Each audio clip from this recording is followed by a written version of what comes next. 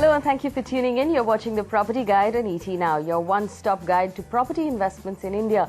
Now, as always, I thank you for the response you sent in to last week's episode on Chennai and the Jaipur real estate market. If you have any questions regarding buying property, getting a home loan or even legal advice, feel free to write to us. Our email ID is at the bottom of your screen. propertyguide@et-now.com. Now we have a packed show this week. Right on top, we'll tell you why Mumbai's new business hub of Bandra Kurla Complex is also becoming home to luxury development. We'll tell you what's going on in the Lucknow real estate market and if it makes sense for you to consider an investment there. And our experts discuss investment options in Bangalore and the Kolkata markets. All right, joining us today, Ghulam Zia, Executive Director at Knight Frank India. Thank you for coming in. And Karthik Verma joining us in Delhi, co-founder of PropTiger.com. Gentlemen, it's always a pleasure to have both of you join us in the studio. Now, this week, we're going to take a look at Mumbai's thriving business hub of Bandra Kurla Complex. Now, there's been a lot of growth in commercial activity, and as a result, we've seen a fair amount of residential property come up as well. There are quite a few launches, and most of them seem to be in the luxury segment. Let's take a look at the price trends in the BKC location, and we'll come back and talk about it.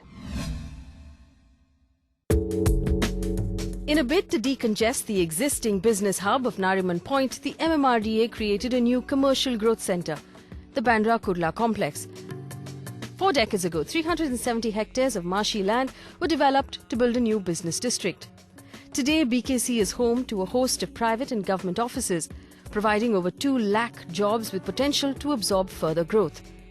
Well, the original plan earmarked a very limited portion of land for residential development, but with most senior-level business executives preferring to stay close to their workspaces, the financial hub is now witnessing a spurt of premium residential projects.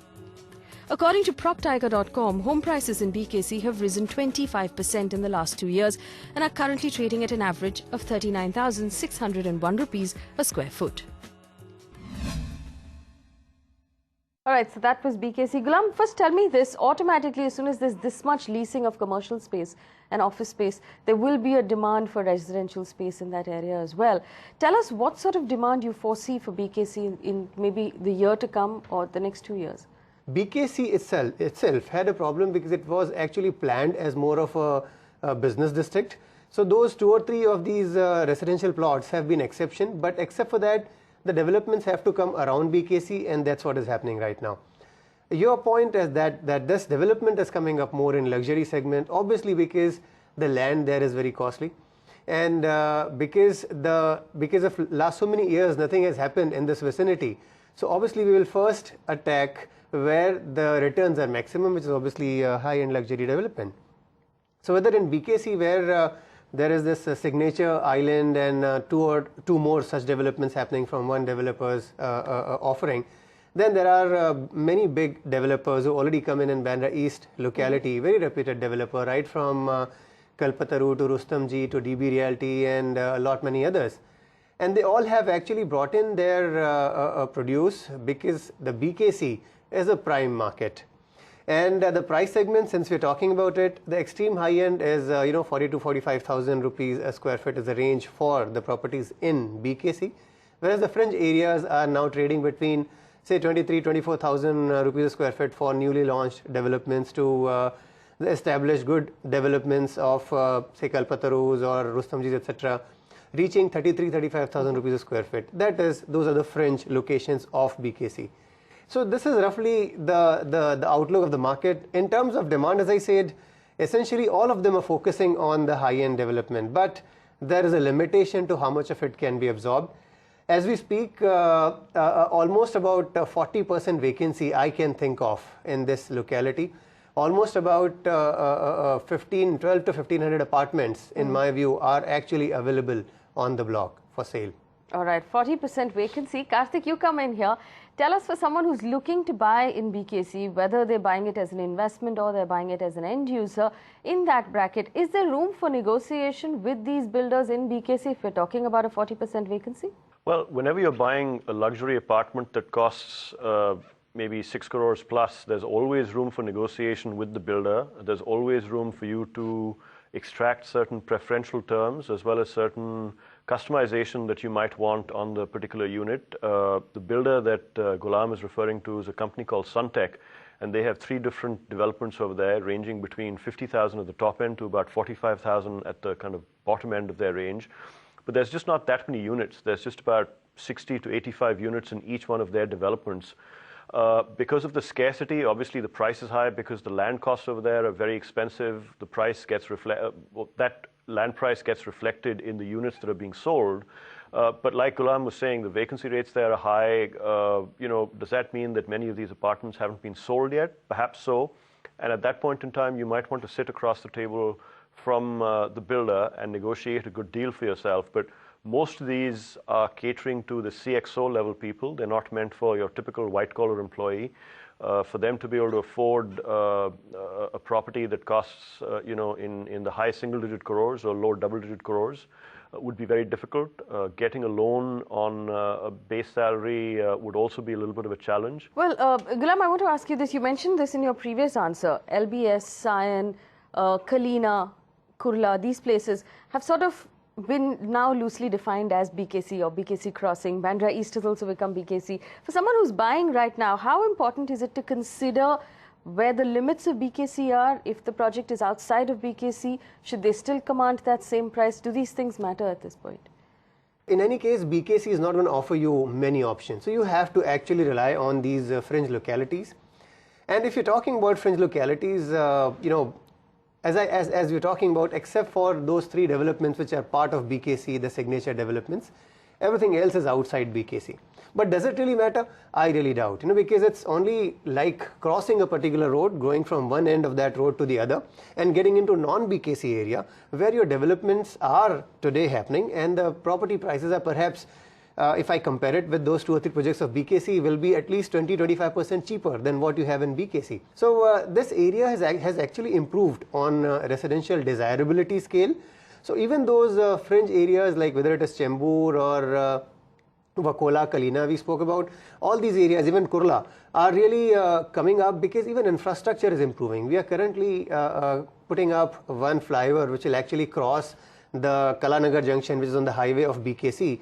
On the other side, we are right now planning a tunnel which will actually connect you all the way to the Eastern Express Highway. So these are a few of these developments which are happening, and mind you, the Eastern Corridor is already up and running. And as we speak, the Metro Phase 2 is also somewhere on the drawing board. So when all these things actually start happening, then BKC convenience-wise, connectivity-wise will also be connected to so many of these suburbs around BKC, and all of that, for all you know, could be called extension of BKCs. All right, so if you have the budget and you'd like to buy a home in BKC, our experts have put together this list of projects that might be of interest to you. Take a look. Well, if you're looking to buy a home in and around BKC, here are some interesting options. Insignia by Dheeraj Realty, Seasons and Oriana by the Rustomjee Group, and Sparkle by the Kalpatru Group. And finally, in Kurla, Meridia by Omkar Realtors. All right, let's answer some questions. Neeta Dubey has written in. She's looking to invest in a 2 or a 3 bedroom apartment in Pune with a budget of 50 lakh rupees. Please give her some options. Karthik, Pune for 50 lakh rupees. That's a fairly wide range. She hasn't told us what part of Pune she prefers. But where would you like her to focus her attention on?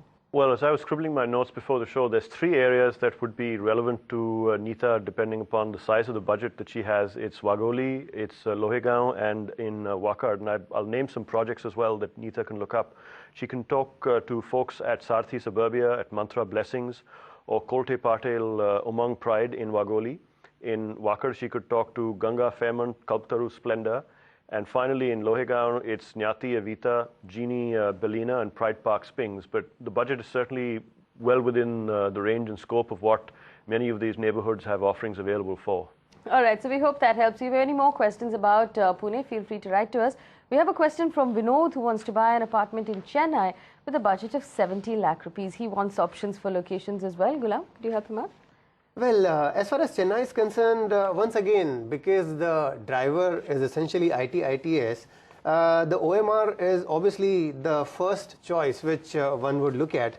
And once again, in terms of budget that we're talking about, this whole stretch has got so many of these locations, right from going ahead of Perungudi all the way to Kalapakkam, the entire stretch. There are so many of these locations which you can pick up.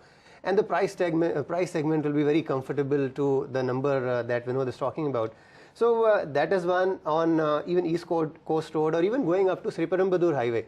There are lots of, we can identify so many of these locations which actually can come your way for the kind of price tag you're talking about. So you have multiple options available. Karthik, Sriperumbudur Highway and ECR in Chennai, are those the options? Among the new launches that you're seeing, or maybe closer to possession at this point, what would be an ideal buy for someone like Vinod in Chennai? Well, it depends upon, whether he's looking at it from an investment purpose or if he's looking to move in quite immediately. The budget is certainly very commensurate with what the going rates are, and like Ghulam mentioned, it's a big IT hub in India, so there's a lot of growth going forward. To Ghulam's point about OMR, I'd probably add GST as well, and I've scribbled a few names right now. You could look at two different Mahindra projects that are there, Lifescapes Nova and Iris Court, both on GST. And on OMR, you could look at a couple of the projects that Hiranandani has, Hiranandani Tiana, Loftline, and Olympia Sequel. TVH Aura is also available over there. So these are 4 or 5 different projects that Vinod can look at, both on the OMR and on the GST. All right. Any more questions? Write to us. Email ID is at the bottom of your screen. We'll take a quick break. When we come back, we'll talk about the Lucknow real estate market and find out if it's worth an investment from you. Don't go anywhere.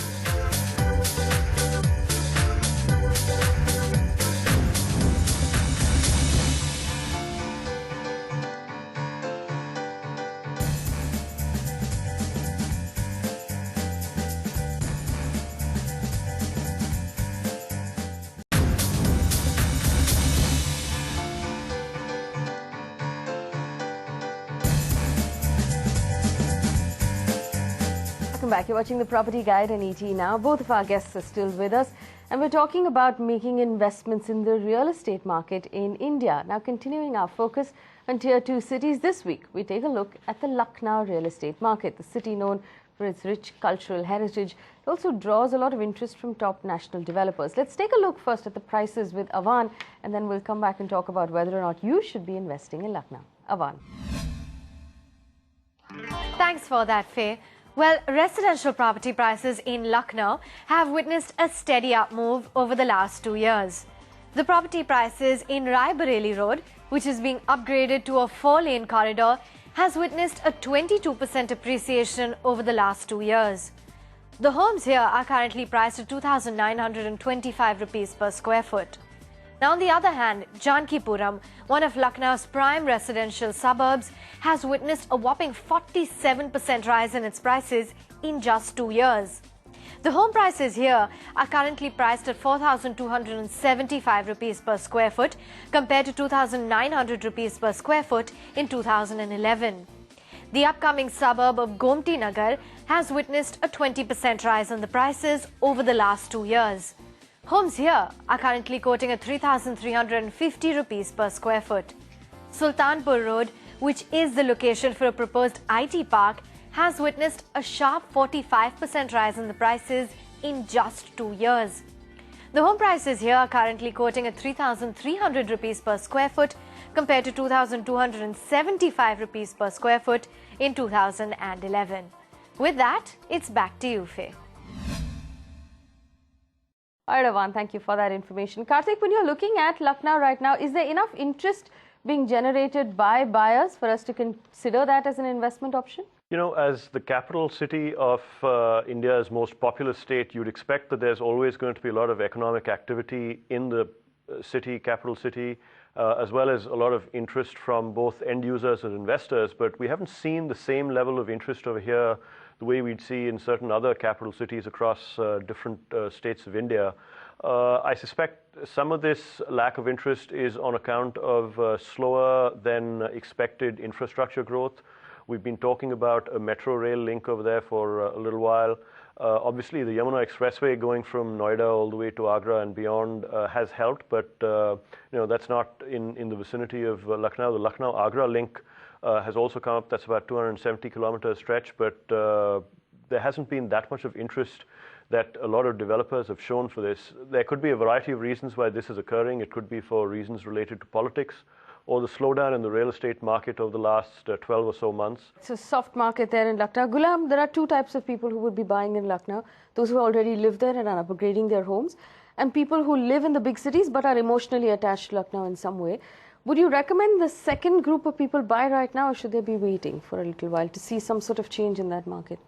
Well, this will obviously be more on the second category that you're talking about, because Lucknow enjoys a close proximity and good infrastructure connectivity with various of the other cities of UP. Like for example, Kanpur obviously is an hour and a half of travel time to get into Lucknow. So those who are in Kanpur would obviously want to invest in a place which is better placed than their own city, and then Lucknow definitely is the choice. So whether it is Raebareli, Kanpur, and quite a few of these cities which are closely existing and connected to Lucknow.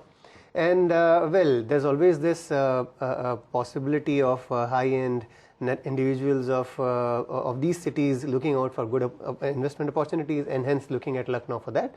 And that is something which has been a good market for Lucknow all along, and going forward it shall remain so. Well, Karthik, let's talk to end users right now, people who live in Lucknow who are possibly looking at buying their first home or upgrading the home they already live in. What's your advice for them? What neighborhoods do you think will benefit most from maybe the infrastructure focus the government may give it over the next year or so? Well, in an ideal world, you want at least minimum infrastructure of some of the arterial roads leading to some of the downtown hubs of Lucknow to be conveniently located to where you are. So a couple of the projects that we have looked at in the past and recommend to our clients are DLF Garden City on NH24B. It's very reasonably priced as well as a starter home at about 2,100 per square foot. Another project that people can consider is El Deco. It's in Vrinda Vihar Yojana, and there's about 850 or so units that the project had launched with. These are priced at about 3,300 per square foot. So both these projects would be quite suitable for somebody who's looking to purchase their first home, as long as some of the basic infrastructure around road access is convenient enough. But beyond that, I'd stick to some developers who have a brand. I'm sure there's a lot of local developers in the Lucknow area, but there's probably some merit to sticking to brands like DLF and El Deco, who have had a history of developing projects in and across the country, and El Deco has been very active in UP as well for many a decade. And these are two brands that we're very comfortable with. All right, I have one very quick question for Ghulam. Ghulam, we were talking about DLF, which has launched a sort of a studio apartment type of system in Lucknow called MyPad City Centre. Do you think it makes sense as investors to pick up something like that? Is there going to be enough demand in a place like Lucknow for smaller apartments?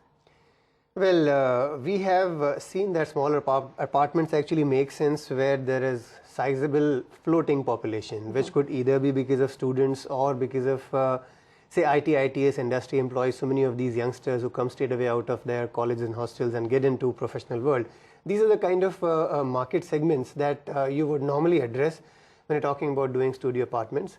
In Lucknow, neither of them actually have a sizable component. IT, ITS is still at its nascent stage, and education-wise, it's still not a place where you will have students coming in hordes and taking admissions, etc.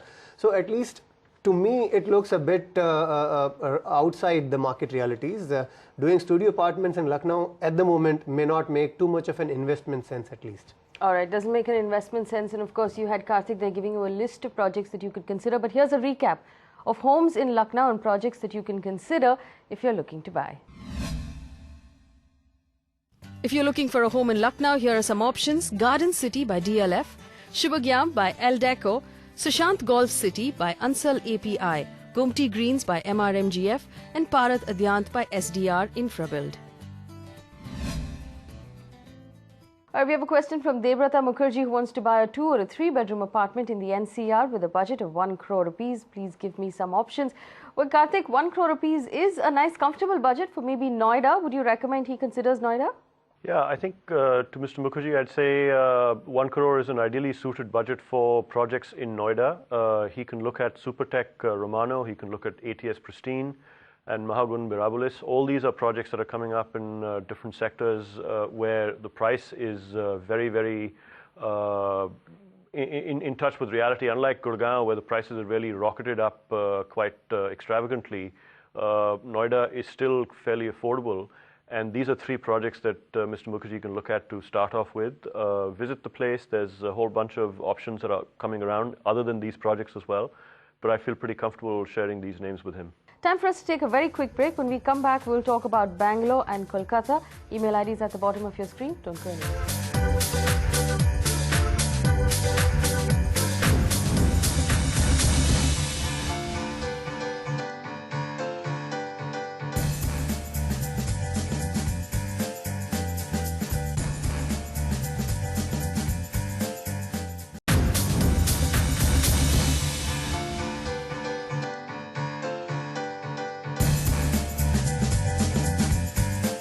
Back, you're watching the Property Guide on ET Now. Thank you for staying with us. Both Ghulam and Karthik are with us answering questions this week. We have a question from Kunal who's written in. He's an NRI writing in from San Francisco. He tells us he bought into the Purva West End project during the pre-launch at about 4,590 rupees a square foot. He wants to know what returns he can expect over the next 3 to 4 years and what the potential rental returns may be. Karthik, what sort of rent can he expect from this area? It's very difficult to say what the rent would be at this point in time. You know, typically rental yields in large cities of India like Bangalore, Delhi, NCR and so on are no more than about 1.5%. So it's not going to be, you know, a hugely remunerative thing for him relative to the kind of yield that he could get on a fixed deposit or any other kind of liquid instrument in the money market world. But those are the kind of rents that, you know, he would look at. But, you know, the project's a good one. It's got good connectivity to Electronic City, to Banarghata Road, and to Sarjapur and Koramangala through the ORR. In terms of the appreciation of the project, you know, we've already seen close to a 300 rupee rise per square foot over there. Going forward over the next 3 to 4 years, you know, could he expect a comfortable 30 to 40 or 50% increase? Yes. I think anything beyond that at this point in time would be somewhat unrealistic, and we'll all have to see how the story unfolds as far as the macroeconomic situation in India is concerned. But certainly Bangalore over the last 6 to 12 months is seeing another boom in the IT space given the depreciation of the rupee, Obamacare that's created a lot of more outsourced jobs because of you know, the IT related activities over there. So the neighborhood that he has for this Purvankara project is certainly a good one. We have another question from Pardeep Kamal, who wants to buy a 3-bedroom apartment in Faridabad with a budget of 40 to 50 lakh rupees. Please give me some options. Ghulam, within Faridabad, 50 lakh rupees, is that doable?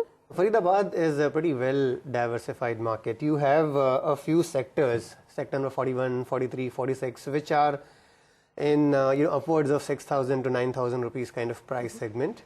But majority of it on the other side, we call it Nehar Par area. Around Nehar Par, the whole sectors, right from 70, 78, 79, 81 kind of sectors, but the price tags are still closer to 3,000 rupees. 3 to 4,000 rupees is where you can buy many of these projects. And there are quite a few of reputed developers of NCR who are doing good amount of work there in the locality. So it's not that just the price point, it's also availability that matters, and huge amount of stocks are available in the market to buy at that price point. So I don't think there is any problem, except for a few of those projects that we can you know, single out. Pretty much of the whole of Faridabad can be offered. Let's take another very quick question. Ali has written in, he wants to buy a 3-bedroom apartment near Elliott Road in Kolkata with a budget of 30 to 40 lakh rupees. Please give me some options. Karthik, could you help him out? You know, at that budget, Faye, it's going to be very difficult for him to get something right in central Calcutta.